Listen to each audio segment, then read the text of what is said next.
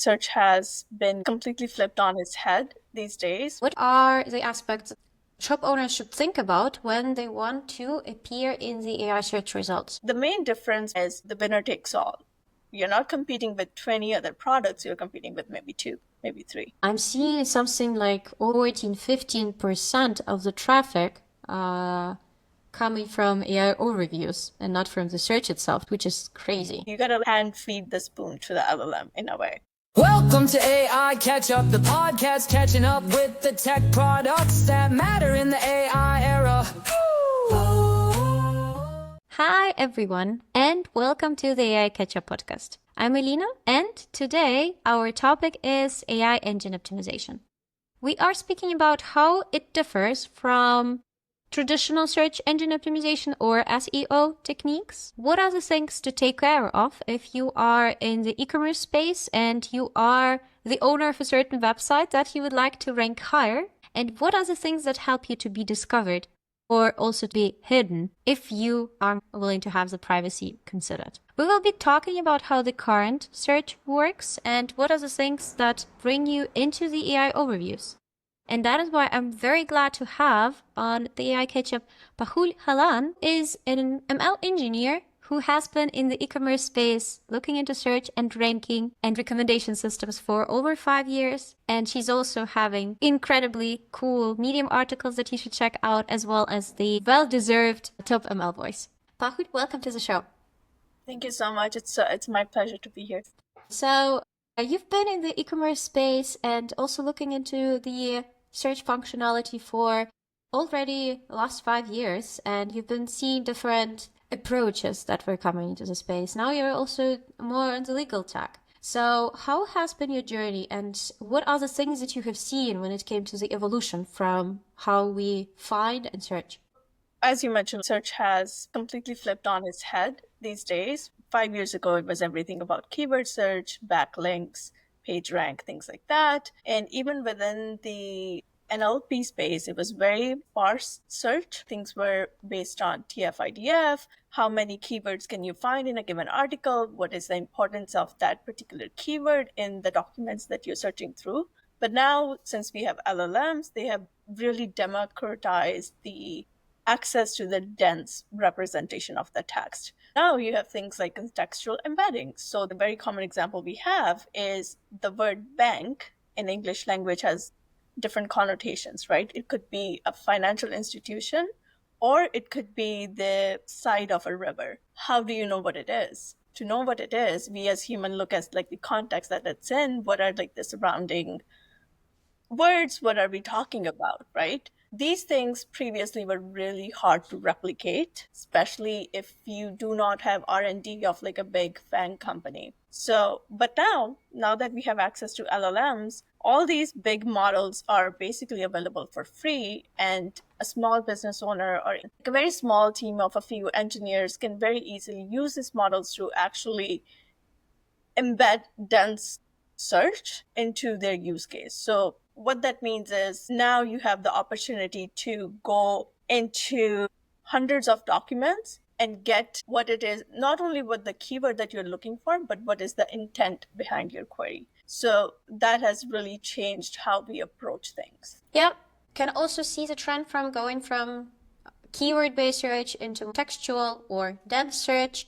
At the same time, looking into what this really means for business owners. And if we would look into your experience with e-commerce, what do you think are the aspects that shop owners should think about when they want to appear in the AI search results? The way I think about search is there are two parts. If me as a user, I'm trying to find something in documents, on web, on anything, how do I do that? The other part is, how do you want yourself to be found by others? And that is basically what we're going to be talking about today, like the AEO or AI search optimization engine aspect of this. So for a business owner to be found by others through LLMs and whatnot, they need to have like certain technical opportunities on their website so they are found by the LLMs. But the idea is these days, more and more people are actually relying on LLMs, not just like as a way to find things, how we used to use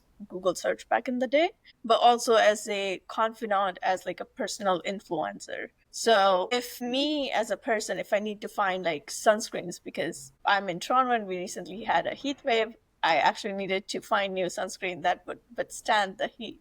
I didn't really go online and look on Amazon. I did not go to a YouTube influencer to kind of find what should I buy. Instead, I went to ChatGPT, kind of inputted like, okay, it's so hot. I'm going out. I'm going to the beach. There's going to be water. There's going to be sweat. Suggest me some good sunscreens. And it did. And after that, it was like very simple as like going to those 3 pages and choosing the one that I really liked. And I am happy with my purchase.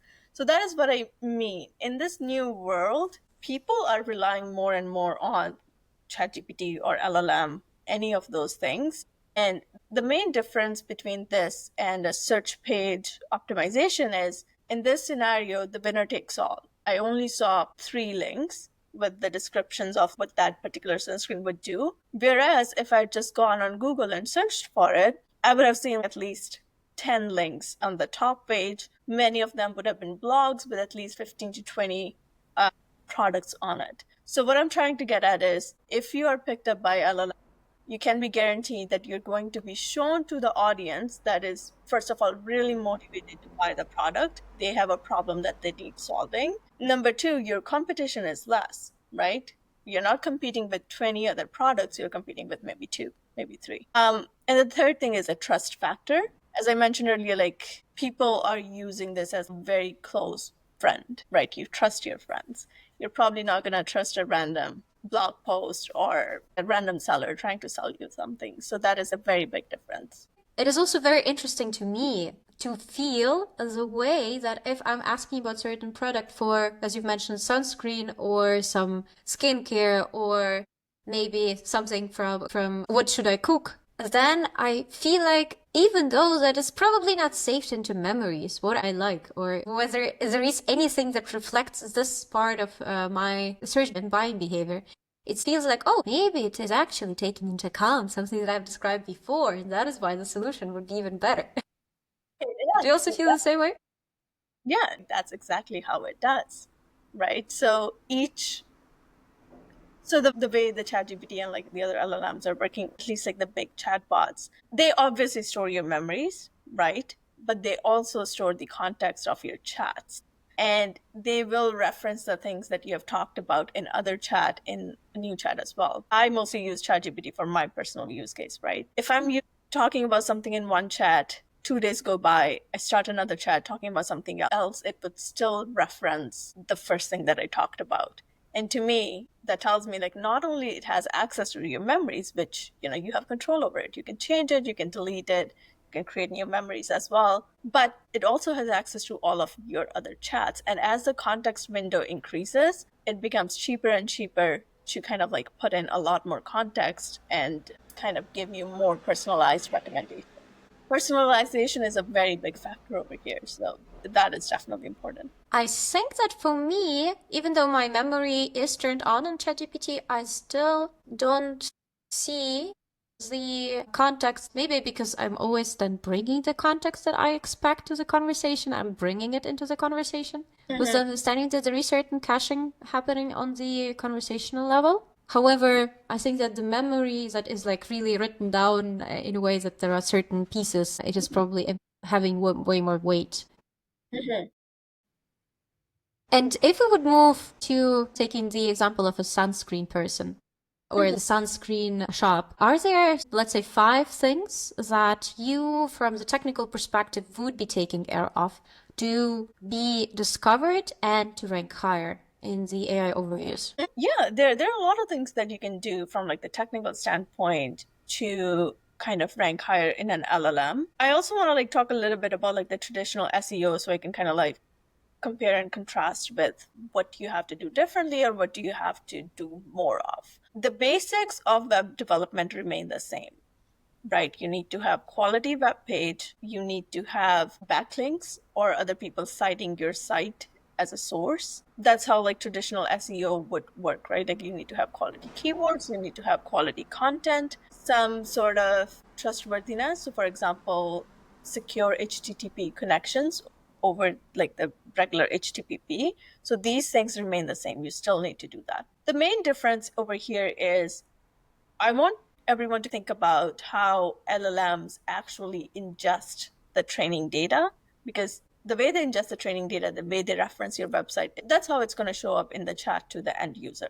For example, most LLMs work kind of in a Q&A fashion these days.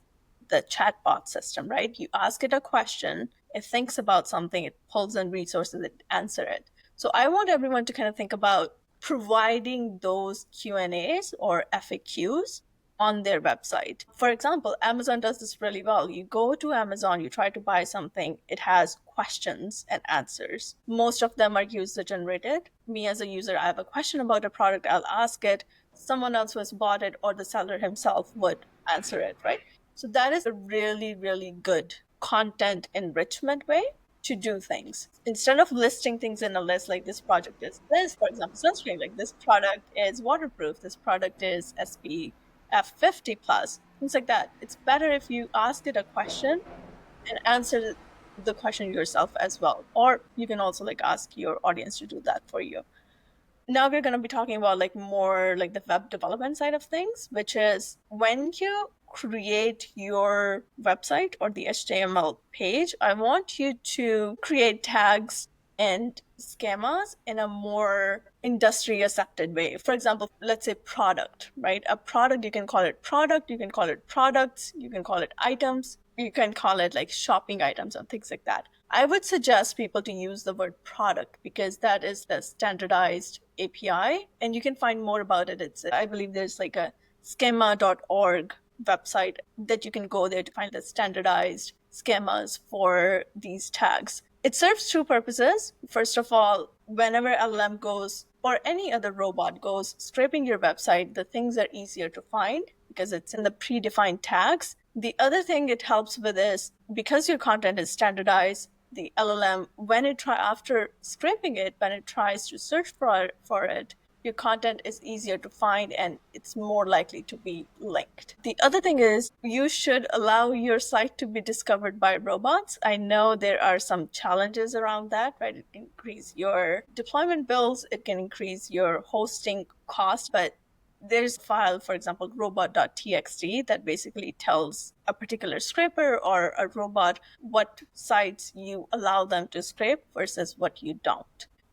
Keep that in mind, right? Again, there are pros and cons to it. So as a business owner, this is a decision that you need to make, how much of your site you want it to be discoverable. But if you want your site to be discoverable, it's really important to have a look at that, see what a robot would see, what it's allowed to scrape. The third thing would be, like we talked about, right? You still need to follow good software engineering principles when web development. You still need to remove any dead code, remove any dead links, any backlinks, ensure everything is up to date and it's easy to follow. Your site should be easy to follow, not only for a human, but also for the robot. So these are some of the technical things you can do to improve your site. I will be happy to talk more about the content itself, but your site needs to be discoverable because this is literally the first step. If LLM doesn't know you exist, it cannot reference you.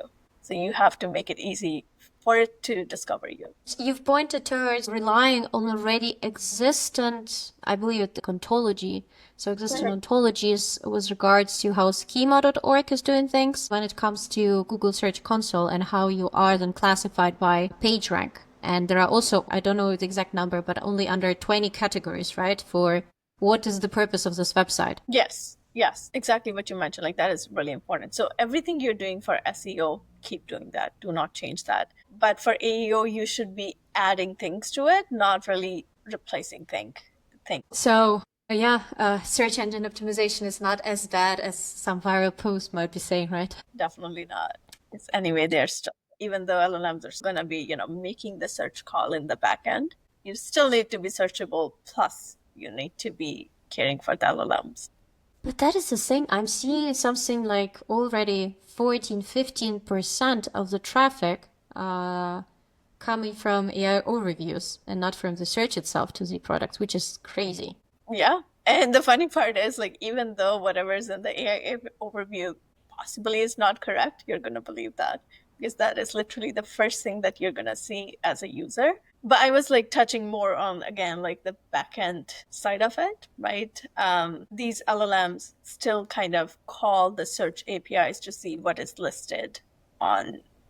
So for example, if as a human you would make the query, what would you see? So they still make that search query to pull in the context, but they also have their training data that kind of embeds everything that they see in a given snapshot of time into that as well. Yeah. And now that you have started mentioning AEO, so this AI engine optimization version of SEO, would you be able to walk us through how this works? What are the technical foundations of this for also us reverse engineer it when we are thinking on how this is being done? Yeah, so there are again two components, as I briefly touched upon earlier. The first is when the training data is pulled from the internet, right? So how that works is a scraper for an LLM, or like just basically like a web scraper, would go and index all the pages, see what content it is, download it, save it in the training data, right? That is one aspect. The other aspect is now that the model is fully trained, as a person, me as a user, I go on ChatGPT and ask it to, for example, what is the weather in Toronto?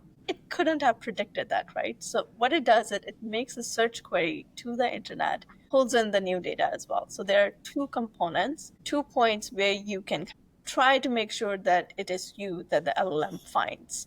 The first part of the equation, the training data bit, is what we have briefly talked about earlier. So those are things like your robot.txt file, make sure that your schema is consistent with what is expected, make sure that content on your page is in Q&A format rather than listicles. Listicles are still fine, but Q&A is much, much better because you just kind of provide the structure to the LLM. And LLMs actually prefer structure and clarity a lot over just like a dump of everything that you have to say. Second, the fourth thing would be to kind of ensure that you talk about a specific thing on a specific page, right? You don't want to confuse the LLM so much. Don't talk about everything all at once, one blog. Make different smaller posts. For example, the sunscreen. What are good sunscreens in humid weather? Compare one sunscreen to another sunscreen. Who is this good for? Is it good for sensitive skin? Is it good for is it good for people of color because sunscreens leave white cast? So do those comparisons. Who is it good for? Can create a story around your product instead of just listing the specifications of it. So you gotta like hand feed the spoon to the LLM in a way. Think about how would a user or a human interpret this. So how you could do it, this is like reverse engineering. You can take your page, feed it to LLM, ask questions, and see those answers and see, is it saying what you want it to be saying? If not, maybe your page is too confusing and you need to improve the content. The other thing would be to have multimodal content on it, right? With accessibility. Now we're kind of going back into good software engineering principles as well. So what I mean by multimodal, you're comparing things, compare them in maybe in a table format, write comparison post in text. So that would be like the natural language, and create videos as well. The video demos of how your product can be used, what situation it's good at, and provide transcripts of your videos and images as well. And these are, good software engineering principles. But now it's much, much cheaper and easier to transcribe a video than it was 5 years ago. So no one has any excuse to not do that. So these are some of the things you can do from the content perspective. From engineering perspective as well, we briefly touched on like the robot.txts, maybe have your own RAG system on your website as well to test it out, how the LLMs are viewing you. Maybe you provide a chatbot as well. That's not really for the LLM, but it is for a user to have a good experience on your website. A user comes to your website, however they came there, now they need to have a good experience, right? For it to be converted into sales. You could actually provide like a very simple chatbot that helps people find where the things are. Links to relevant articles, links to relevant pages, and things like that. Once that is done, this was the training data part, right? Now the second part is model is trained, LLM is trained, it is in production. Someone goes, asks it for a question, and in the back end, the LLM would making a search query. That's where your traditional SEO kind of comes in. you still need to be like at least in like I don't know how many top XK pages it looks at. You still need to be there. If you're buried in the search results, I'm probably not going to look at you. So you need to be updating your content. You need to have trustworthiness. And how I define trustworthiness is the traffic to your website is authentic, because I'm suggesting all these things. I don't want anyone to try to game the system, because there are bigger models running in the background that, for example, Google penalizes people who play around with keywords too much in order to get artificial traffic. Don't do bot farms or things like that, because it will really affect your credibility and you're not going to be found by anyone. So like do these things slowly, authentically. And as you kind of like start doing that, you'll see what works, what doesn't work, and pivot from there. We're also like very, very early in this paradigm, but so it's like really important to kind of like play around with it, test a few things. But these are like some of the things that are you have to do if you want to be seen. Yeah, and I think also very helpful tip, how you have mentioned it. You can definitely drop the website and see how it is being seen.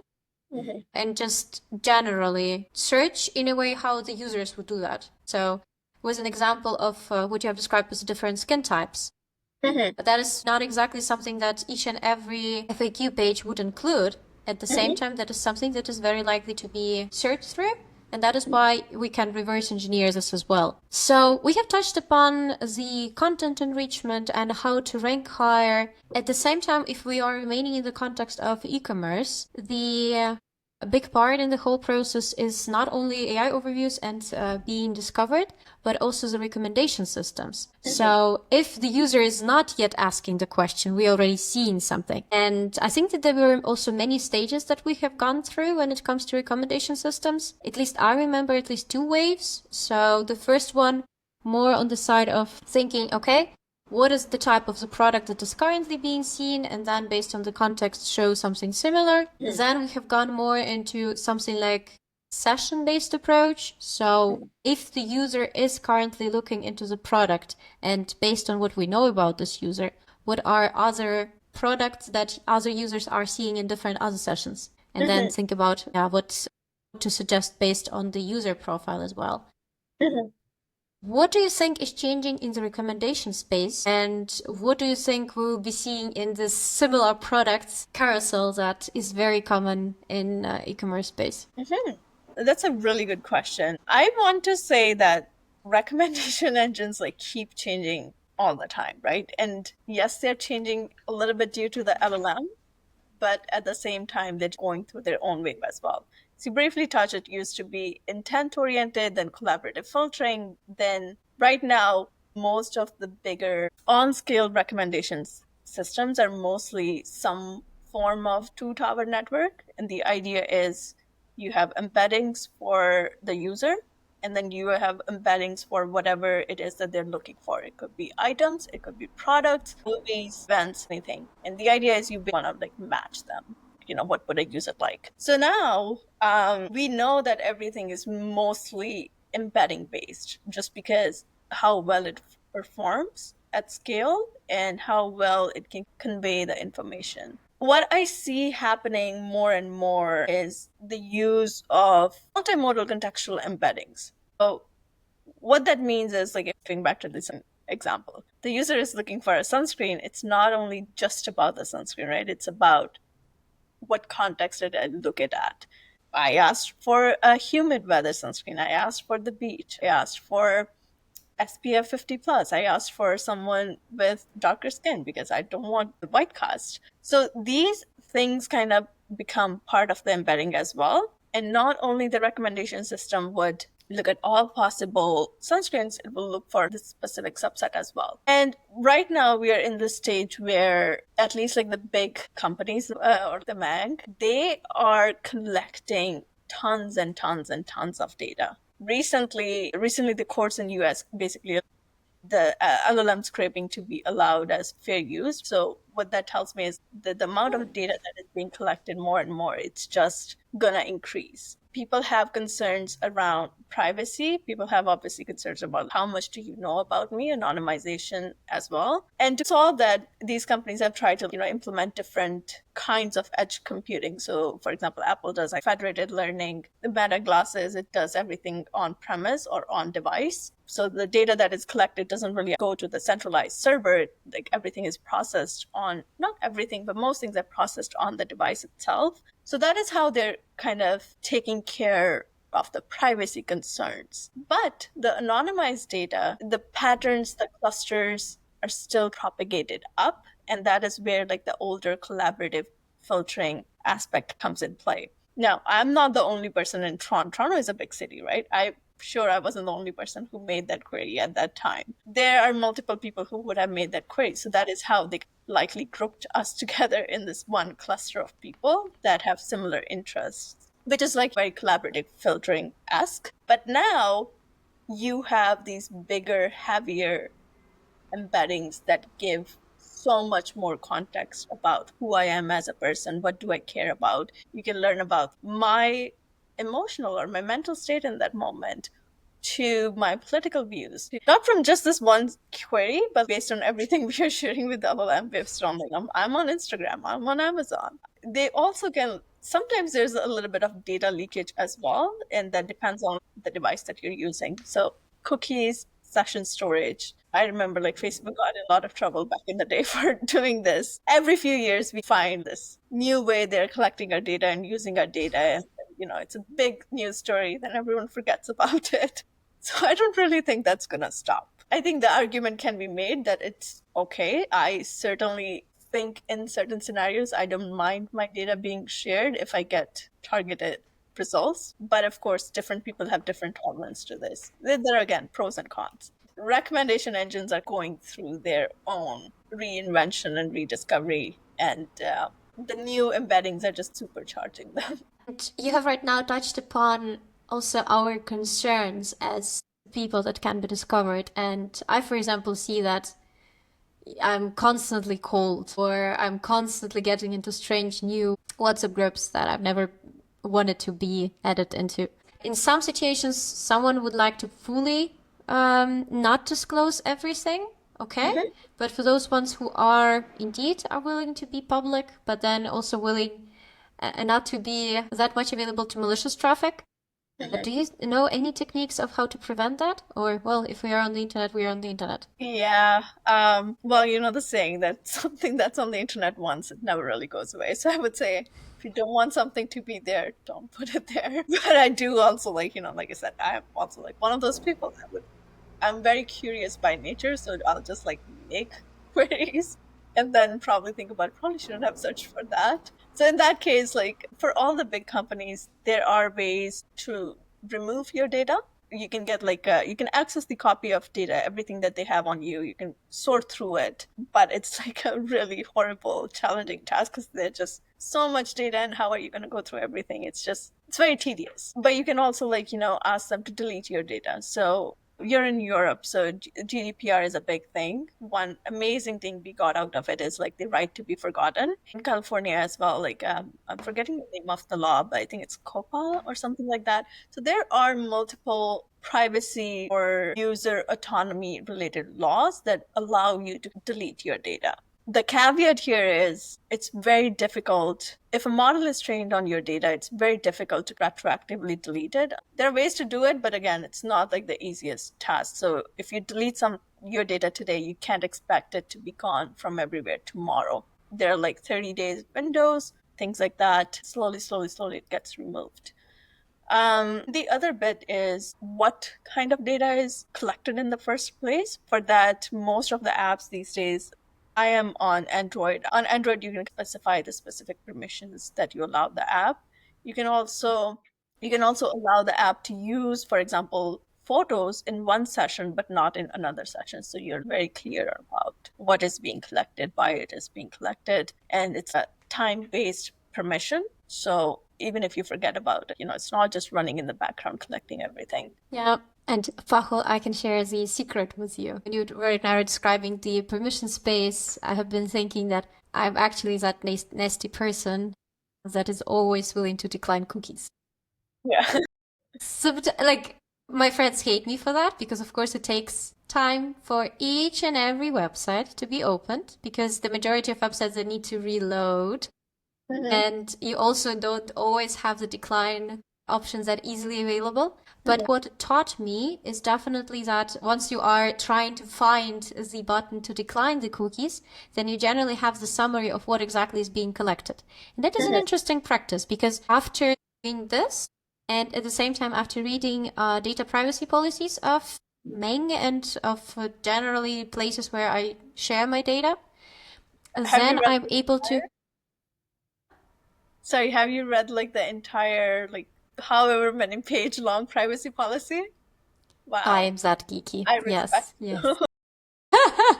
And the thing is that I've been doing that even before ChatGPT. Now I will be dropping that probably into it or into Claude, and then I will be asking, okay, give me the summary or something. But back then, no, I was really reading it through. And that is why the language was always an interesting aspect to look into how the data collection is being positioned. And I do have my own personal opinions around that, but I would leave also the listeners on their own to make the judgment towards what and how they feel around their data being shared. And thinking about what is that you want to be found around. And again, how we have been describing this, right, from the perspective of a search engine optimization and AI engine optimization. Pahul, I will be also looking into the very challenging part of predicting the future and where are we going with this? I'm pretty sure that the majority of search engines as well as social media platforms is very actively investing into the commercialization in terms of buying and selling products through the platform. That is the trend that I'm observing. That is something that I commonly hear from TikTok roadmap. Do you also see certain trends that will be happening in the search space in the next 2 years? I think like we'll see the continuation of the traffic being directed away from, let's say, like the browsers, Google Chrome and whatnot, or the search engines to actually the chatbots and LLMs. That continues to happen. The other thing that I obviously see happening, and not really related to search, but it's the other side of it, the coin, which is generation of content. More and more and more people are using some sort of LLM to either rewrite the content they write or create, or they're basically relying on it. What it does is, over time, most of the content just sounds the same. It looks the same, it feels the same. And over time, if your content is not original, it's not really gonna get picked by SEO or even AI. In the short term, this is good. Your content looks like everyone, like you can publish 5 blogs in a day. But over time, people are not really going to read the entire thing. I already see this happening. Like I go on LinkedIn, there's a post which is like, 5 paragraphs long.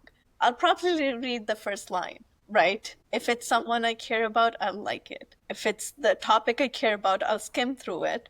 Maybe, like ask a question if I have it. But I'm not going to read the entire thing because like our attention spans are also extremely low. The recommendation systems that we talked about, they also kind of look at like session information, the contextual information around the session. So which is like the development time, how long a person spent on a post that requires 2 minutes to read. If I spend 2 seconds, it tells the recommendation system that the post is garbage because I'm not spending the time I should on it. So over time, you're going to just get downgraded. In the next 2 years, I would see the manifestation of this phenomenon more and more. So people are going to create a lot more content. And if it's not original and high quality, you're not really going to see the benefits of it that you expect. But that being said, I feel like we are in like very early stages. Like my job is to predict future, essentially, right? I started with pricing optimization and demand forecasting, but this is the space where I would say we don't really have enough training data for me to make the predictions. But yeah, so many people are excited about this one technology. Everyone is trying new things. We are going to see different evolutions of it, and I'm really excited to see where we go from there. So, Pahul, that has been a very, very cool overview of how AI engine optimization works, what things we can do, and I really liked the tips that you were giving, especially being more on the side of quality over quantity and understanding that the time spent on your blog page will also count, and that is why your contribution and input should be valuable, because that will be also counted into the whole score result. What are the topics that you're excited to talk about, and what are the channels that you like to be approached by the listeners who would like to discuss the topic of search optimization more? Yeah. I definitely care about search and information retrieval is one. The other thing is recommendation engine. And in my mind, they fall in the same category. These days, I'm also like playing or working a lot with autonomous agents. So those would be the things like how do you, it doesn't have to be LLM. And again, I feel very strongly about this, that the word agent has somehow concorded its meaning to mean LLM. Right, agent, it's like a much bigger entity than an LLM. It's going to have its tool. It's probably going to have some rule-based systems as well, AI of the 80s. So that is something that I'm really passionate about these days, mostly because I feel we don't really have enough time. So everything I can delegate, I would want to delegate. And there's a lot to be done in that space. And what would you recommend the listeners to read or review something in the area of understanding the topic better? I would recommend users to, and of course, like not everyone needs to go so technical, but I would definitely suggest you at least understand the fundamental building blocks of all of these systems that you're working with. How does an LLM work? How does it ingest the content? How does it score and rank? Again, don't really go in like the mathematical details, because depending on your use case, the ML engineers watching this would already be doing that. But if it's a business owner trying to use AI in their life, just learn how it works so you know how to use it best, right? Like you drive a car better if you know exactly how it's working under the hood. Just have like a little bit more idea around that. How can you find that? I'm really into books. I love reading quality books and papers, but we are kind of in that age where 100 new papers come out in a day, so you obviously cannot do that. But I would say focus on the task at hand. If you care about AEO, just care about AEO. See what you don't know in the moment and then go out, search for it, ask people for recommendations, ChatGPT for recommendations. At least 50% of it is going to be valuable. Just like focus on what it is, the problem you're trying to solve. Try to read everything and then pick and choose, because the amount of information is just growing and growing. That is very true, Pahul. And what is your preferred channel of communication, in case someone from the listeners would like to discuss more? Yeah, I'm really addicted to LinkedIn at this point, so you can reach me out there. I'm sure I would possibly see like the DMs before I see anything else. So LinkedIn. Sounds great. We'll include your profile in the show notes. Thank you so much for your time, Pahul. That was amazing. Thank you. It's a pleasure being here. Thank you so much, Alina. I really loved our conversation. AI catch up brings the news. Tech solutions users can't refuse. Twice a month, it's all right here. AI products with human care.